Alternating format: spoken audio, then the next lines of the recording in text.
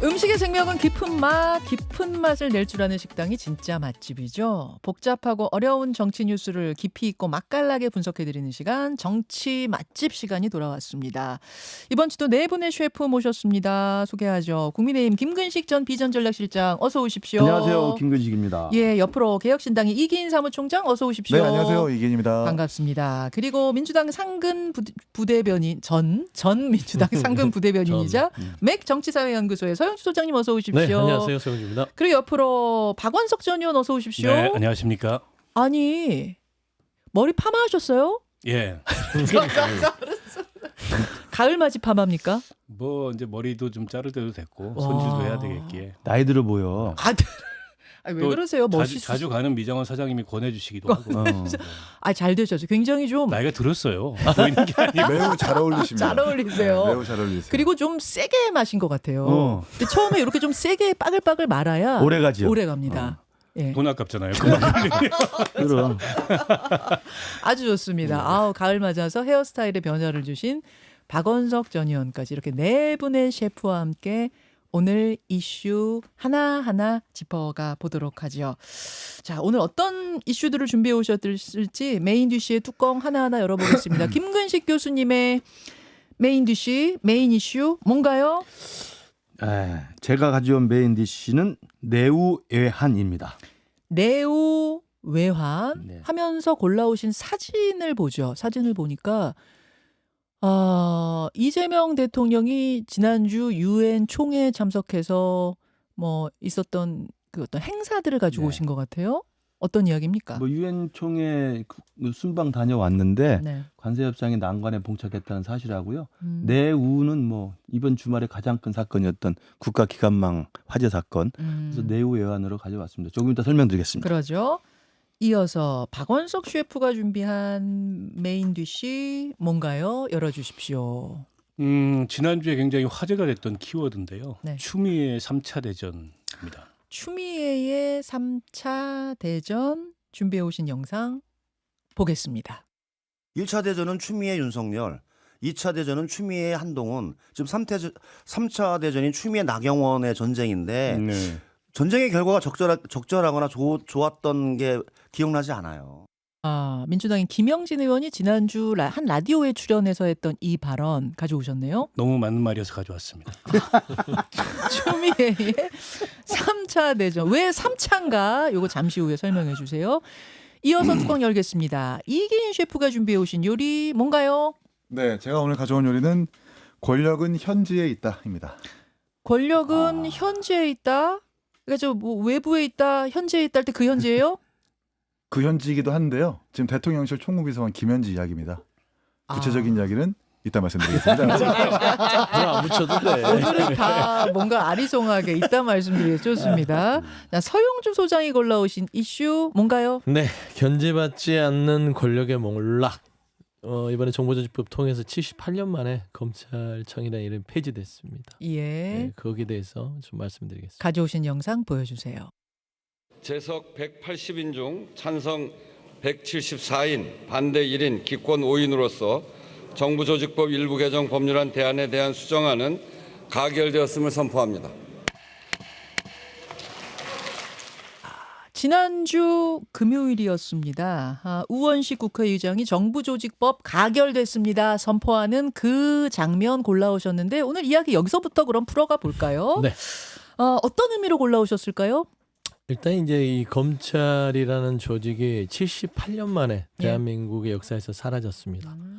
2022년도에 문재인 정권 때 사실 검경수사권 조정이 1차 이루어졌죠. 네. 근데 윤석열 정부에 들어서서 한동훈 전 법무부 장관을 비롯해서 검찰이 정권을 잡으면서 참 이상한 그 시행령을 통해서 다시 복원을 합니다. 시행령으로요. 예. 그래서 검찰이 수사권을 가지고 또 이 그 정치 검찰의 명맥을 이어갔는데 22년에 1차 검경 수사권 이후 지금 25년 3년 만이죠. 3년 만에 완전히 이제 검찰이 폐지가 되고 기소와 수사가 분리되는 네. 역사적 순간이다 그렇게 보는 것이고요. 역사적 순간이다. 그다음에 이 견제받지 않는 권력에 대해서 생각하게 돼요. 왜냐하면 이 견제받지 않는 권력이라는 것들은 이게 본인들이 자기 통제 기능을 상실하면 역대 한국의 정치사에서는 다 몰락해 왔습니다. 정권도 마찬가지고요. 박근혜, 전두환, 노태우, 뭐 윤석열 정권까지 스스로 견제받지 않으려고 하다가 몰락한 거라고 저는 생각해요. 기관도 그렇습니다. 우리가 지금 국정을 맞이하고 있지만 예전에 중앙정보부부터 안전기획부 그리고 국정원, 이것도 국정원이 사실상 본인들의 기능에 대해서 스스로 통제력을 잃고 권력에 조아리면서 결국에는 여기도 사실 이름이 바뀌면서 몰락한 거거든요. 군도 마찬가지고요. 그래서 저는 이 견제받지 않는 권력에 대한 어떤 이 검찰의 폐지를 보면서 우리가 조금 더 타산지석 삼는 계기로 삼아야 되지 않을까. 근데 왜 국민의힘은 이 검찰청 폐지에 대해서 이토록 이 목소리를 높이는지. 그래서 본인들 스스로가 견제받는 권력으로서 몰락할까봐 그런가 싶을 정도로 하는데, 좀 이런 그 우리가 받아들여야 될 민주주의의 원칙 자체는 여야를 막론하고 우리가 교훈으로 삼아야 될 것 같다라는 측면을 그래서 가져왔습니다. 골라오셨어요. 제가 잠깐 쟁점 한번 다시 요약하고 갈게요. 원래 새 정부가 들어서면 정부 조직 개편합니다. 늘 해요. 어떤 부서 없어지고 어떤 부처 생기고. 근데 이번에는 80년 만에 검찰청 폐지라는 큰 조직 개편이 있다 보니 어느 때보다 지금 이렇게 떠들썩한 겁니다. 이 개편안에 따르면 검찰청은 사라지고 검찰이 하던 일을 중대범죄수사청과 공소청이 나누어 하는 겁니다. 그러니까 검찰청은 사라지고 두 개의 새로운 조직이 생기는 거예요. 그러면서 검사들 중에 중대범죄수사청으로 가는 사람들은 이제 수사관이 되는 거고, 기소를 담당하는 공소청으로 가는 사람들은 공소관이 되는 거예요? 아니면 검사란 직책 그대로 가져가는 거예요, 서 소장님? 일단 그런 정부 검찰 조직 TF에서 예. 보안수사권 부분과 명칭에 대해서는 결국 이제 엊그제 통과된 정부조직법은 뼈대가 골자가 통과된 것이고요. 예. 거기에 살을 붙이는 거는 정부가 결정하게 돼서 1년간 거기에 예. 대한 논의를 하게 돼 있습니다. 그러면은 공소관으로 갈 수도 있고 아니면 아예 그냥 검사란 이름을 가지고 갈 수도 있고, 그건 아직 그렇죠. 미정이에요. 그렇습니다. 그 검찰청 사라지는 건 확정이지만 검사라는 직책, 그 직업이 사라질지 말지는 아직은 모르는 거예요. 아, 그렇구나. 근데 대부분 이제 검사의 이름보다는 기소관이라든지 공소관으로 쓸 가능성이 높죠. 쓸 가능성이 높아요. 이거는 추미애 법사위원장도 공소관이라고 불러야 된다, 이렇게 또 얘기를 했던데. 자, 그리고 하나의 쟁점은 뭐냐면 지난번 검찰개혁 때 사실은 중대 수사만 남기고 경찰한테 모든 수사권은 이미 넘어간 상태입니다. 다만 검찰이 보안 수사권은 가지고 있었단 말이죠. 그 넘어간 그 수사들에 대해서도. 그거를 그냥 살려두느냐 아니면 이번에 그것도 없애느냐. 즉 경찰이 어떤 걸 수사해왔을 때 기소하기 전에 저 다시 좀 수사해오시죠 라고 말할 수 있는 권리는 남겨놓느냐, 아니면 그것도 없애고 그냥 기소할지 말지만 결정하느냐. 이 보안 수사권 문제가 쟁점으로 남아있는 거 맞죠, 서 소장님? 근데 보안 수사권과 예. 보안 수사 요구권이 있습니다. 그러니까 이제 다시 하세요라고 하는 요구권이 예. 조금 더 검찰이 직접적 수사라는 보안 수사권과는 좀 다르겠죠. 다르겠네요. 예, 그래서 보안 수사권 자체를 주냐 마냐가 골자일 거는 같아요. 근데 정부 측 입장, 그냥 이재명 대통령과 이재명 정부 입장은 예. 그래도 이게 공소청과 공소와 기소를 나눠놨는데 그래도 검찰이 갖고 있는 공소 기소에 대한 권한을 어느 정도 힘을 받게 하려면 보안 수사권까지는 제한적으로 둬야 되지 않느냐. 그게 라는 입장이 대통령실. 강하고요. 그러니까 지난 100일 기자회견 때 구더기 싫다고 뭐 장독대 깨면 예, 되느냐가 예, 예. 보안 수사권 얘기였던 그렇습니다. 거죠. 이게 대통령실. 하지만 집권 여당인 민주당에서는 그냥 보안 수사권 모든 거를 다 박탈해야 된다. 보안 수사 요구권, 보안 수사권 다 없애야 된다는 거죠. 보안 수사 요구권까지는 또 당내에서 입장이 있습니다. 또 갈려요? 그래서 아. 그 부분에 대해서는 논의를 했었고 아하. 그게 어느 정도 의견은 이제 향후에 정부에 줄 수는 있으나 이제는 입법부의 시간은 끝났고 이제 검찰 개혁의 나머지 시간은 정부에서 결정하는 것으로 보시면 될까요? 오케이. 그래서 이제 남아있는 쟁점은 보안 수사권까지도 뺏을 거냐, 그건 살려둘 거냐, 요거 하나 하고, 그다음에 검사라는 직책은 둘 거냐, 아니면 그것도 아예 역사 속으로 그 직업 자체를 없애버릴 거냐, 뭐 이런 거 좀 남아 있거든요. 자, 서 소장님의 설명 충분히 들었고요. 반대하시는 분 손 들어주십시오. 저요. 김국수 교수님. 서 소장님한테 시간을 너무 많이 줬어요. 예. 이게 지금 이미 지난주 통과된 법안이고 예. 많은 분들이 이야기를 했을 거고요. 이게 이제 저는 대통령실도 이렇게 급격하게 과도하게 속도전을 내는 것에 대해서 부담이 있을 거라고 생각해요.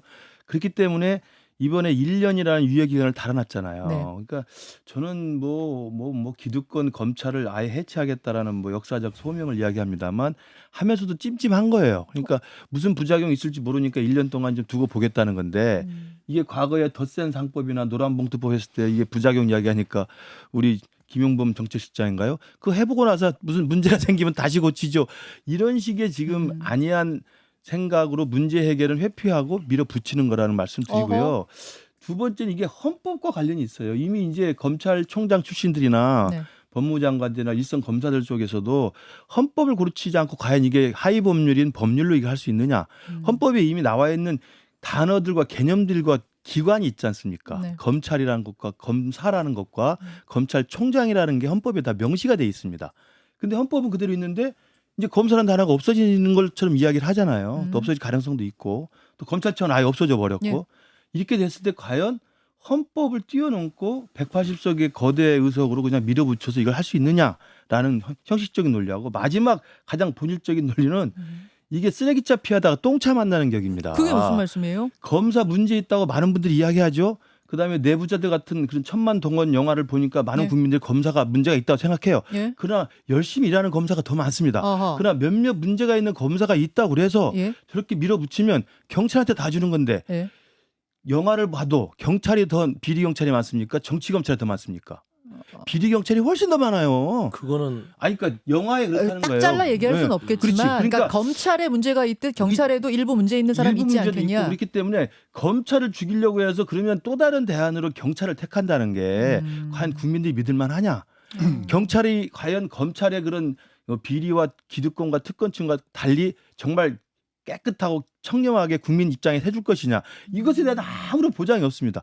그렇기 때문에 저희들이 볼 때는 쓰레기차 피한다고 똥차 갖다가 바치는 격이다 이거죠. 저는 이 문제를 해결하지 않고는 이 수사권 문제라는 것을 또는 검찰의 특권 문제라는 것을 한쪽에 몰려 있는 걸 분산시키는 건 좋은데 분산시킬 때 어떻게 해서 부작용이 없고 정말 분산이 국민들한테 이득이 되는지를 따져야 되는데 예전에 공수처 모델 똑같지 않습니까? 검찰 권한 빼서 살려다가 지금 공수처가 지금 가다가 말아버린 격이 돼버렸지 자, 않습니까? 다른 의견 있으신 분 주세요. 박 일단 의원님. 그 이제 수사기소 분리는 정부조직법 통과로 인해서 된 거고요. 그와 관련된 이제 뭐 위헌 논란이 나오는데 헌법에 검찰총장을 임명할 때 국무위원회 심의를 거쳐야 된다는 조항이 있고 예. 영장 신청 관련해서 검사의 신청에 의해서 법원이 발부한다 이렇게 돼 있어요. 근데 이걸 가지고서 과연 그 검찰청이나 혹은 검찰을 헌법기관으로 볼 수 있느냐에 대해서는 여러 가지 이제 이론의 여지들이 많고 또 그 헌법재판소의 입장도 어쨌든 그와 관련돼서 이제 그렇게 보지 않을 수 있다라는 입장도 포함되어 있기 때문에 과연 이게 이제 위헌인지에 대해서는 헌법재판소에 가겠다고 하니까 가서 가려봐야 될 문제다. 그건 이제 형식상의 문제는 그러하고요. 예. 근데 이제 지금부터 중요한 거는 이제는 이제 뭐 감정적인 문제는 배제하고 이재명 대통령도 그 얘기했잖아요. 논리적이고 전문적으로 1년 동안에 이런 수사기소 분리가 가져올 수 있는 문제점 이것들을 세심하게 살펴가지고 대안을 촘촘하게 만드는 게 굉장히 필요한데 예.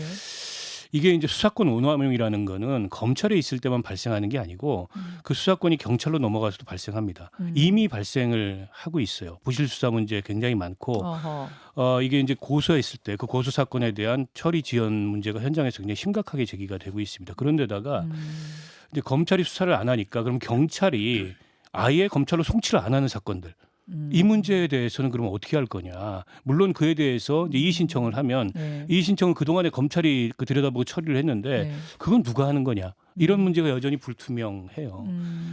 그런데다가 지금 검사가 2,300명 정도 되고요. 네. 경찰 수사관이 7,000명 됩니다. 네. 이 인력 배분을 어떻게 할 건지도 굉장히 중요한 한 문제예요. 만여 명 되네요. 그 문제에 관련해서 아무런 논의가 지금 없습니다. 이렇게 디테일들이 이제 굉장히 구체적으로 보강돼야 되기 때문에 이건 무조건 어쨌든 검찰은 악이기 때문에 없애야 된다라는 관점에서 해결할 문제도 아니고 그렇다고 어쨌든 이 검찰을 없애자는 민주당의 논의가 오히려 악이기 때문에 이건 뭐 검수 원복해야 된다. 이 논의도 도움이 안 됩니다. 그래서 지금부터 이제 구체적인 정부 TF를 만들겠다고 했으니까 수사기소 분리 이후에 발생할 수 있는 문제들을 좀 체계적으로 검토해서 세부적인 대안을 마련해야 되지 않을까 생각합니다. 박 의원님은 반쯤 찬성, 반쯤 반대, 저는 반쯤 수기 우려, 분리와 어쨌든 중간쯤이시네요. 정치 검찰의 힘을 빼는 거는 그 원칙적으로 찬성을 하고요. 오케이. 그러나 그게 야기할 문제가 우리 국민 실생활에 부정적 영향을 미치는 건 막아야 되겠죠. 오케이. 자, 이기인 총장. 저도 수기 분리는 동의하는데 그리고 또 서영주 대변인께서 말씀하시는 거 전체적으로 공감합니다. 그렇다고 해서 검찰청 전체를 없앤다라고 하는 것은 너무 무리가 있는 것 같아요. 예를 들면 뭐 CBS 건물에 방 하나가 더러워졌다고 CBS 건물 전체를 폐쇄해야 되겠느냐. 저는 그 예와 똑같다고 생각을 하거든요. 그러니까 우리가 뉴스에서 보는 권력 수사, 인지 수사, 특수 수사, 정치 수사 문제가 있는 건 맞죠. 그렇다고 해서 99%의 민생 수사까지 영향을 미칠 정도로 검찰청을 없애는 것이 맞냐라는 생각이 먼저 들고요. 이 보수완박이라고들 하는데 보안수사권 완전 박탈. 근데 이게 과연 맞느냐? 그러니까 이 검찰과 경찰의 입직 때에 배우는 어떤 법학 과목을 보면 예. 경찰은 형법과 형소법 그리고 경찰학을 중심으로 배우지만 검찰은 민법, 상법, 국제법 등등 배우는 폭이 다르거든요. 그러니까 수사와 기소의 질이 다를 수밖에 없는데 경찰에서 초동 수사하면은 그 미진한 수사를 검찰이 당연히 보완 수사해야 되는 건데 그걸 놓치면 과연 그 피해는 과연 누가 볼 것인가? 저는 국민들이 볼 거라고 생각하거든요. 예를 들어볼게요. 예. 부산 돌려차기남 사건 같은 경우에도 예. 처음에 경찰이 수사했었을 때 일반 중상의 사건으로 송치했었습니다. 나중에 검찰의 보완 수사 통해 가지고 이거 고의에 의한 살인미수 적용해야 되는 거 아니야?라고 해서 20년 선고 받은 거고요. 정인이 학대 사건 같은 경우에도 처음에 경찰이 초동 조치를 못했죠. 접수를 하고도 일반 단순 사건을 처리하려고 하다가 나중에 보안 수사, 검찰 수사 통해서 이거 살인미수라고 무기징역 받은 것도 있고요. 그리고 남편과 자녀를 살해했었던 고유정 사건 같은 경우에도 경찰이 처음에 그냥 일반 살인죄로 하려고 하다가 검찰이 자세하게 들여다보니까 이거 사체 손괴 및 은닉까지 있다라고 해서 무기징역 받은 거거든요. 다시 말해서 검찰의 보안 수사가 없어지면 무기징역 받을 형량이 50년으로 줄어들고 또 30년 받을 형량이 10년으로 줄어드는 그런 안타까운 일이 발생할 수 있기 때문에 이성을 좀 찾고 보안 수사까지는 좀 보장해 줘야 된다. 그러니까 빈대를 잡아야지 초과상관 다 태우려면 안 된다라는 말씀드리고 싶어요. 이기인 사무총장과 박원석 전 의원 의견이 좀 비슷한 것 같아요. 자, 서 소장님. 그러니까 오해들이 있어요. 검찰청이란 이름이 없어진다고 검찰청의 기능까지 사라진다고 자꾸 이 국민들을 저는 오해를 불러일으키는 얘기들 하세요. 어허. 있습니다. 검찰이 그동안 기소와 수사를 같이 갖고 있었죠. 예. 제가 뭐 조금 더 쉽게 설명해서 국밥 얘기를 할게요. 국에다 밥을 말아 먹었던 그런 국밥이었다면 지금은 기소와 분리를 따로 시행하는 겁니다. 그런 이 기능들이 존재해요. 대한민국의 정부조직법. 그러니까 국에다가 밥을 말아서 나오는 국밥집이 있고 따로 국밥이 있는 거예요. 따로 공깃밥 따로 나오는 집이 있는데 그렇습니다. 그게 따로 나오는 집으로 그러니까 가는 거다. 그걸 치워버린 게 아니에요. 이미 정부조직에는 그 사법 시스템 내에서 검찰이 했던 기능들이 존재합니다. 근데 마치 검찰청 폐지할 때 검찰청이 없어진 것처럼 얘기하는데 아니에요. 보안 수사권이 지금 핵심인 것 같은데 보안 수사권 그렇죠. 어떻게 보세요? 그러니까 좀 그 봐보세요. 얘기는 민주당이 하고 있잖아요. 아니 그러니까 검찰청 폐지됐다는 이야기를 아니 잠깐만 제 얘기를 좀 들어보세요. 그러니까 들어봅시다. 무슨 말이냐면 보안 수사권이라는 부분들이 봐봐요. 제가 앞서 얘기했듯이 정부조직법이 엊그제 통과된 거는 골자로 한 것들은 기소 수사를 했고 보안 수사권의 나머지 여지는 정부가 갖고 있습니다. 그래서 1년이라는 유예가 있어서 1년 동안 검찰이라는 조직은 지금 존재를 해요. 네네. 그리고 1년. 계속해서 수사가 진행되고 본연의 업무를 하겠죠. 마치 검사들이 일을 할지 안 할지 태업을 할지는 모르겠으나 최소한 대한민국에 1년 동안 검찰청이 계속 존재한다. 1년 유예 기간 말씀하시는 유예기간 거죠? 있죠. 그러면 예. 그 조직이 예. 유예가 된 상황에서 예. 정부 국무총리 산하에 검찰 개혁 TF를 꾸려서 예. 각계 전문가들과 정부의 많은 사람들이 와서 거기에서 그러면은 기소와 수사를 분리해 놓은 상황에서 중수청과 공소청이 검찰의 기능을 온전하게 개혁의 취지에 맞게 할 수 있느냐 이게 남아 있는 거예요. 그러니까 지금 당장 검찰청 폐지했다고 우리 민생 어떤 그 사범들이나 범죄에 대한 여러 가지 기능이 약화됐다. 그거는 따르자면 그 좀 이렇게 선동하는 좀 느낌이 들어요. 제가 좀 보완을 할게요. 이게 그 문재인 정부에서 했었던 검경 수사권 1차 분리 이후에 실제 현장에서는 그런 민생 범죄와 관련된 사건 처리가 지연되고 있는 게 사실입니다. 그에 대해 수많은 전문가들이 지적을 하고 있어요. 그런데다가 이제 아까 우리 이긴 총장도 얘기했듯이 검찰이 보안 수사를 통해서 법조를 달리 적용을 하거나 하면은 결과가 달라질 수 있는 수사들이 경찰 수사 단계에서 부실하게 처리되는 것도 있어요. 그렇기 때문에 보안 수사 요구권뿐만이 아니라 보안 수사권도 남겨야 된다라는 얘기를 하는 거고, 이게 수기 분리를 완벽하게 발생했을 때 완벽하게 분리했을 때 어떤 부작용이, 수사 기술을 완벽하게 분리했을 때 어떤 부작용이 발생할 수 있냐면 기소권을 검찰이 완벽하게 갖고서 네. 기소를 안 하면 어떡할 거예요. 경찰이 수사해가지고 계속 올리면, 이렇게 감정적으로 검찰 개혁이 진행되면 이게 수사기관이 기소 권한을 가진 공소청에 더 매달릴 수가 있어요. 자, 그 말씀은 경찰이 수사 못하면 어떡하냐도 걱정이지만 검찰이 기소할 걸 안 해주면 또 본인은 어떡하냐도 기소권을 걱정이라는 걱정하고 거예요. 있기 때문에. 그런데다가 영장 신청권도 기존의 조국혁신당이나 민주당이 냈던 법안은 여전히 검사가 갖는 걸로 돼 있어요. 그럼 영장 안 내주면 어떡할 거냐. 수사기관에서 내달라고 하는데, 이런 문제가 발생할 수 있기 때문에 무조건 뭐 굿바이 검찰, 더 이상 이제 검사란 직업도 없애야 돼, 이렇게 해서 해결할 문제가 아니라는 거예요. 그래서 저는 보안 수사권 논의는 충분히 그 TF에서 검토를 하되 어쨌든 수사권 오남용을 막기 위해서 필요한 부분이 있기 때문에 남겨야지, 그것조차 다 박탈하겠다 이러면 아까 얘기했던 그 민생 수사는 예. 어디로 가라는 자, 얘기입니까? 그걸 이제 1년 동안 보겠다는 거잖아요, 서 소장님. 아니 그러니까 1년의 왜 유예 자꾸 기간 동안. 1년 동안 보겠다는데 마치 박탈할 것처럼 그 얘기를 1년 뒤에 그럼 하면 전제를 되잖아요. 까는 게 예. 이게 비판이란 그럼 비판이라고. 1년 뒤에 1년 검찰청 하면 되지. 살릴 왜 수도 있는 지금 거예요? 그러는 검찰청이요? 예, 그러니까 제 말씀은 검찰청 폐지까지는 확정이고 네. 1년의 유예 기간 동안에 보안 수사권은 어찌할지, 어떤 문제들이 생길지 지켜보자는 거잖아요. 네. 그렇죠? 네. 그러니까 1년이 남아 있습니다라는 게 검찰청 폐지할지 말지 1년은 아니잖아요. 아니죠. 검찰청은 폐지가 된 건 맞죠. 그렇죠. 예. 그러니까 그 기능의 형식이 바뀐 것뿐입니다. 근데 마치 국민의힘이나 검찰청에 대한 폐지 법안이 통과된 게 난리가 난 것처럼 하는 분들한테 제가 하는 말이에요. 기능은 살아있다 그 기능은 말씀하시는 그대로 거죠? 있다. 기능은 그리고 1년 살아 1년 있는 거지 동안 1년. 아니 아니, 계속 1년 살아 호도를 있는 하세요. 거죠. 그러니까 공론화 작업을 벌인 다음에도 되는 거 아니에요, 그러니까. 아니 그러니까 호도하시는 거잖아요. 1년이 남아 있으면 아니, 그러니까 아직 검찰청 폐지는 이름이 없어졌지 기능은 남아 있고 그 기능에 대해서 보안 1년이 수사권을 남아 있는 줄지 걸 아닐지에 지금 대해서는 정부가 서둘리기가 결정. 뭐예요, 그러면 1년 동안 공론화를 더 한 다음에 뭘 서둘러요? 여야가 더 협상을 한 다음에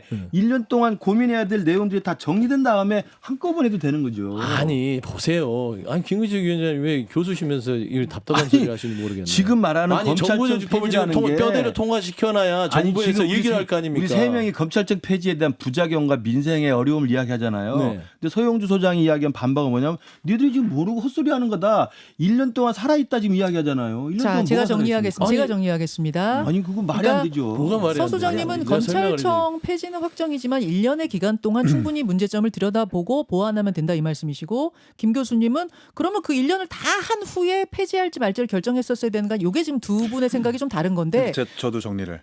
그러니까 중요범죄수사청에 예. 기존 검찰의 수사권을 다 가져가겠어서 그래서 기능이 어디 가는 게 아니다라고 주장하고 싶으신 것 같아요. 지금 정부도 좀 그렇게 디자인을 하고 예, 있고요. 예. 근데 문제는 이게 행안부 산하라는 거예요.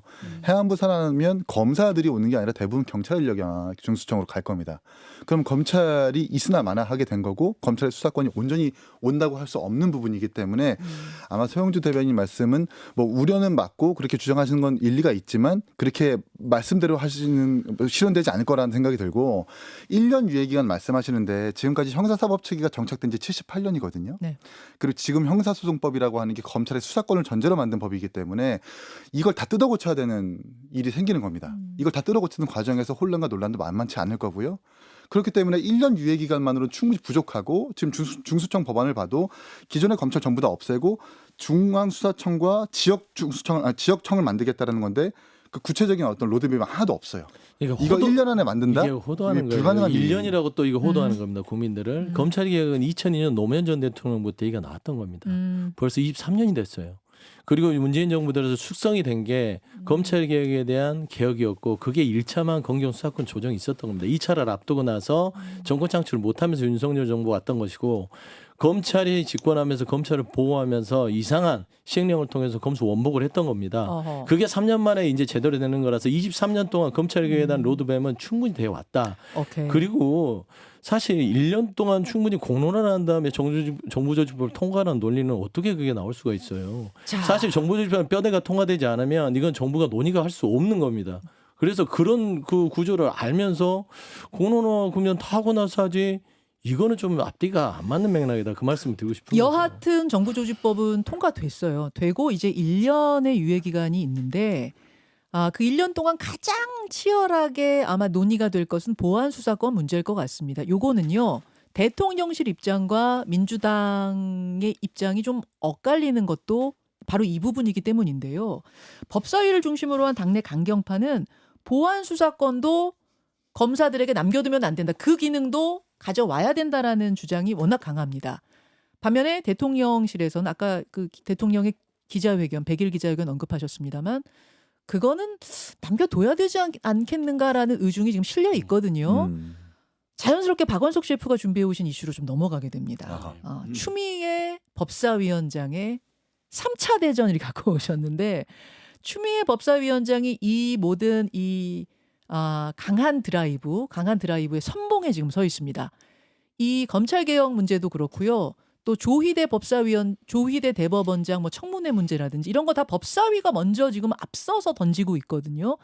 요 형태에 요 행보에 대해서 지금 말씀하시는 거죠? 지금 뭐 국회 법사위의 민주당 의원들이 민주당의 정치를 다 대표하고 이재명 정부의 이른바 개혁을 다 대표하는 사람들처럼 상징화돼 있는데 그게 과연 맞나라는 생각이 들어요.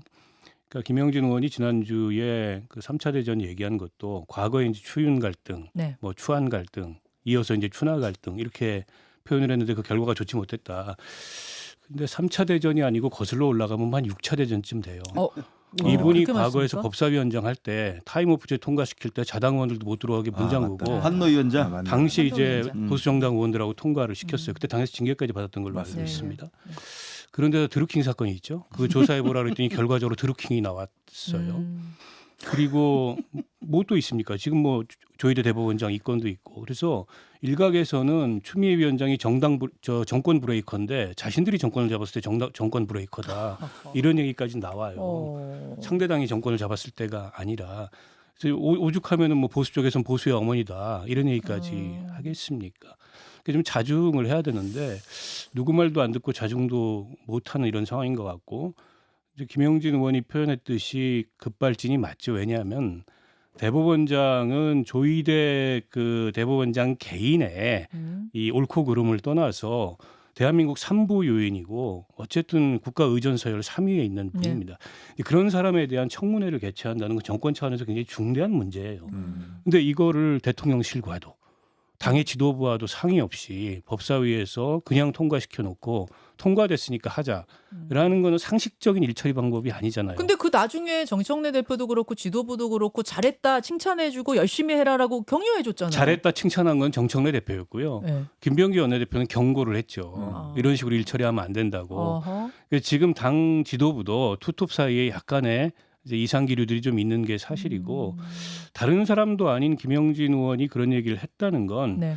거기서 대충 대통령실의 기류를 좀 읽을 수 있지 않겠어요? 7인회 사사건건 상의는 안 했다 하더라도 그런데 지금 대통령 취임 100일밖에 안 됐는데 이런 방식으로 원심력이 작동하기 시작하면 과연 이게 이제 정부 여당이 이른바 개혁을 이렇게 좀 매끄럽게 진행할 수 있는지에 대해서도 생각을 해봐야 될 것 같고 무엇보다 여론이나 이런 걸 보면 네. 저게 좋은 결과를 가져오고 있지 않아요.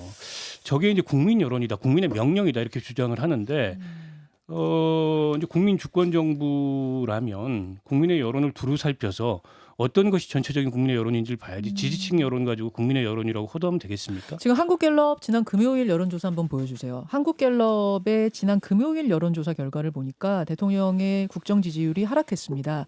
23일에서부터 25일 무선전화 응답 방식으로 조사한 결과인데 잘하고 있다가 55%, 잘못하고 있다가 34%, 잘하고 있다가 그 전주에 60%였던 걸 생각하면 5%포인트가 떨어진 건데 여기서 지금 잘 봐야 될 건 대통령이 유엔 총회에서 의장 연설도 하고 굉장히 이제 해외 외교 행보를 보였다 왕성하게 했단 말입니다.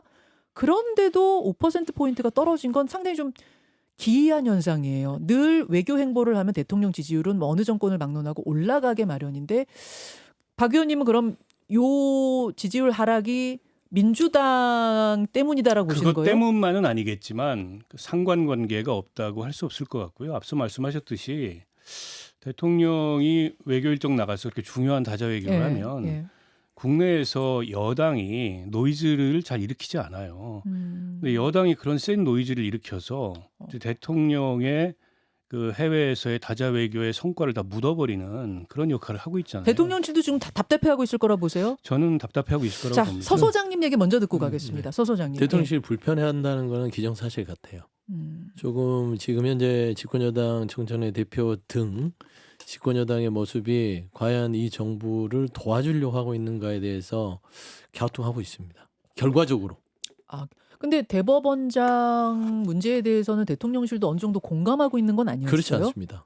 아니에요? 이게 이제 김용진 의원의 말이 저는 네. 대변을 한다고 보고 있고 갤럽 조사를 보시면 1위가 네. 긍부정 외교예요. 예, 그러면 예. 그게 반반이고 관세협상의 불확실성이라든지 예. 여러 부분들이 좀 반영됐다 하더라도 예, 예. 부정평가에서 두 개가 있습니다. 2위를 했던 게 독선적인 부분들이 평가가 돼요. 왜 부정 평가하셨습니까? 한 예. 사람들의 1위로 든 이유가 예, 독선이다? 그다음에 5위에 조희대 대법원장이 등극합니다. 요인으로. 그러면 결국에 힘자랑을 했다고 느낌을 받거나 조희대 대법원장을 청문회를 갑자기 함으로써 이 부분이 사법권에 대한 어떤 간섭 아니야? 라는 국민들의 우려가 높아졌어요. 저는 그 집권 여당의 이 모습들이 오롯이 국정에 반영돼 버렸다. 저는 그렇게 평가합니다. 국정 이재명 지지율에? 대통령이 일방통행 하고 있는 거 없어요 지금 현재. 저도 그리고 그렇습니다. 외교도 열심히 하고 있어요. 예. 그래서 저는 이게 집권 여당의 지금 현재 이 소통 부재 예. 이런 것들이 지금 이재명 정부를 도움을 주지 못하고 자, 있어요. 리얼미터 네. 여론조사 지금 막 나와가지고 김 교수님 네. 죄송합니다. 그거 먼저 소개를 하고 나서 논평 들을게요. 네. 조금 전에 나온 리얼미터의 이재명 대통령 국정수행 평가 지지율 잘한다 52%, 잘못한다 44.1%. 전주 대비 잘한다가 1%포인트 하락했습니다. 리얼미터도 하락했네요. 부정평가는 0.5%포인트 상승, 22일부터 26일까지 무선 ARS 방식이고요. 자세한 내용은 중앙선거 여론조사 심의위원회 홈페이지 참고하시면 됩니다. 예, 그러니까 지금 여당 내에서의 강경파의 득세 그리고 정청래 대표, 추미애 법사위원장, 기타 또 최고위원 지도부 그리고 내년 지방선거를 염두에 둔 듯한 이런 빅피겨들, 그러니까 좀 거물급 정치인들의 강경 발언 이게 한 묶음으로 묶어지면서 국민들이 볼 때는 민주당이 지나치게 급발진한 아까 뭐 김용진 의원도 급발진한 단어를 썼잖아요. 이게 저는 대통령의 국정 수행을 거의 저는 가리고 있다고 봅니다. 아까 이제 서영주 부소장 말씀대로. 왜냐하면 저는 이게 구분을 해야 될 게 대통령은 야당 대표 때 강경파를 모아서 강성 지지층이나 열렬 지지층을 모아서 네. 당권도 장악하고 대권 후보도 되고 뭐 이렇게 했습니다. 그건 예. 야당 때는 가능할 수 있고 그게 효과가 있을 수도 있어요. 근데 지금 여당이잖아요. 근데 여당의 대표나 여당의 법사위원장이 여당의 지도부는 야당 대표로서 이재명 당시 대표가 했던 지지층 결집 그것을 통한 정치적 효과 이것과는 본질적으로 다르게 가야 되거든요. 근데 지금 정청래는 야당 대표 이재명 따라하기. 그다음에 추미애 법사위원장은 야당 법사위원장 정청래 따라하기를 하고 있는 거예요. 정청래 대표는 그렇죠. 예전 이재명 대표 대표 따라하는 거고 추미애는 예전 정청래 따라하는 겁니다. 네. 똑같은 겁니다. 법사위원장 더 세지면 세졌죠. 근데 근본적인 차이는 그때는 야당이었다는 거예요. 야당 민주당 대표였고 야당 법사위원장이었어요. 근데요. 네. 근데 그걸 안 근데- 하니까 지금 여당의 그 뭔가 그 부담이 대통령 국정 지지율로 가는 거예요. 대통령이 부담을 고스란히 당연히 안고 있다. 가는 거죠. 그러니까 그렇게 보시는 저는 거예요. 민주당 내 이런 강성 지지층에 포박당한 그들의 편성하려는 일부 정치인들의 이런 몰지각한 행동들이 민주당에서 제어가 되지 않으면 브레이크가 밟히지 않으면 저는 계속 갈 거라고 보고 이러니까 우리 당이 좀만 잘하면 이길 수 있어요. 근데 우리 당이 못하고 지금까지 이러고 가고 있는 거지. 안 그래도 제가 그 얘기 하려고 했는데 아니 대통령 지지율 떨어지고 뭐 민주당 지지율 떨어지는들 국민의힘 지지율이 오르냐. 그건 이제 그건 제가 또 최고에 아니란 떨어져서 그런 말이죠. 거고 우리 당에 정신 차리면 기회는 옵니다. 근데 민주당은 구조적으로 그렇게 갈 수밖에 없어요 지금. 정신 차릴 리가 없고요. 기회 안 갈 것 같고 그래서 그러니까 전체적으로 지금 정부 여당의 리더십 문제가 전 좀 심각하다고 봅니다. 왜냐하면 이 정도 임기 초반에는 대통령 의제를 중심으로 대통령 리더십을 중심으로 직진하는 거예요. 그래야 정권이 성과를 내는 게 또 맞습니다. 우리 대통령 의제는. 그러니까 문재인 정부 때하고 한번 비교를 해보면 환경은 비슷하잖아요. 탄핵 이후에 인수 없이 그렇죠. 들어선 정권인데 대통령의 퍼포먼스만 비교하면 네. 죄송한 얘기입니다만 이재명 대통령이 훨씬 나아요. 그때는 지나치게 이미지 정치를 한다 이런 비판도 많았고 실제로 그랬습니다. 문정권 때? 예. 근데 지금은 이제 그런 거 없이 그름기 빼고 어쨌든 국정 의제를 중심으로 직진하고 있는 게 맞는데 진영 전체로 보면 여당 진영 전체로 보면 지금 이해할 수 없는 일들이 너무 많이 일어나요. 문재인 정권 때 이런 일이 없었어요. 대통령 의제와 어쨌든 대통령 메시지, 대통령 리더십을 중심으로 갔단 말이에요. 저는 그게 혹여 추미애 위원장이나 정청래 대표나 이런 분들이 이재명 대통령보다 정치도 오래 했고 선수도 많고 예. 그리고 당내에서 예. 이재명 대통령이 오랫동안 아웃사이더였고 예. 당내 확실한 그 기반이라는 게 지금 없고 이런 데서 연유하는 거 아니냐. 그런 거라면 진짜 심각한 결과를 낳을 수 있습니다. 자, 그러면 지금 이제 대통령실에 대해서 지금 잘하고 있는데 지금 민주당이 브레이크를 건다는 박원석 전 의원의 논평에 이어지는 이기인 셰프의 이슈로 살짝 넘어가 볼 수가 있을 것 같아요. 요거는 어떻게 너무 보시는가? 매끄럽네. 요즘 지나치게 매끄러워요. 많이 했어. 스르르 들어왔네요. 스르르. 스르르 넘어가 보겠습니다. 스르르. 뭘 골라오셨냐면 권력은 현지에 있다. 이게 대통령실 김현지 정무비서관 이야기를 골라오셨어요. 총무비서관. 총무비서관 그렇죠. 총무비서관 이야기를 골라오셨는데 국정감사가 다음 달에 있습니다. 네. 여기에 이분이 증인으로 나와야 하냐, 출석해야 되냐 말아야 되냐 이건데 지난 금요일까지만 해도 출석을 하는 걸로 입장 정리했다라고 들었는데 주말 사이에 안 하는 걸로 또 정리했다는 이야기가 들려요. 어떻게 알고 계세요? 그러니까 운영이 국정감사에서 안 나오는 걸로 정리가 된 걸로 알고 그렇죠. 있고요. 근데 이제 그게 대통령실 총무비서관이 92년도 노태우 정부 이후에 처음으로 안 나온다는 겁니다. 발언 때엔 서지 않았어도 항상 배석까지는 했었었는데 이번에 처음 안 나온다라는 거예요. 근데 그 이유가 좀 되게 웃긴 게 대통령 비서실장이 나와가지고 대신 말씀드리겠습니다. 이러고 있는 상황. 강훈식 비서실장이 다 대답할 수 있다는 건데요. 그러니까요. 근데 그 왜 총무비서관에 대한 네. 불참의 이유를 왜 비서실장이 이야기를 하고 있죠? 이게 말이 안 되는 겁니다. 자, 요거는 서 소장님 이야기를 좀 듣고 네. 우리 저 댓글쇼로 총비서관이 넘길게요. 92년부터 나왔어도 대부분 다 비서실장 얘기했어요. 그래서 이제 뒤에 이제 배석하면 총무비서관한테 참고 조언을 했던 것인데 지금 국민의힘에서는 총무비서관을 직격해서 계속해서 정쟁화를 만들려는 게 너무 노골적이라서 이 부분에 대해서 고민이 있었던 거라고 봐요. 근데 김현지 비서관 자체가 완전 그림자 실세는 아니다. 자, 여기까지만 들으면 여러분 뒤가 궁금하시죠? 댓글쇼로 넘어가겠습니다. 댓글쇼에서 얘기해야 돼요. 알겠습니다. 김현정의 뉴스쇼는 시청자 여러분의 참여를 기다립니다. 구독과 좋아요, 댓글 잊지 않으셨죠? 알림 설정을 해두시면 평일 아침 7시 10분 실시간 라이브도 참여하실 수 있습니다.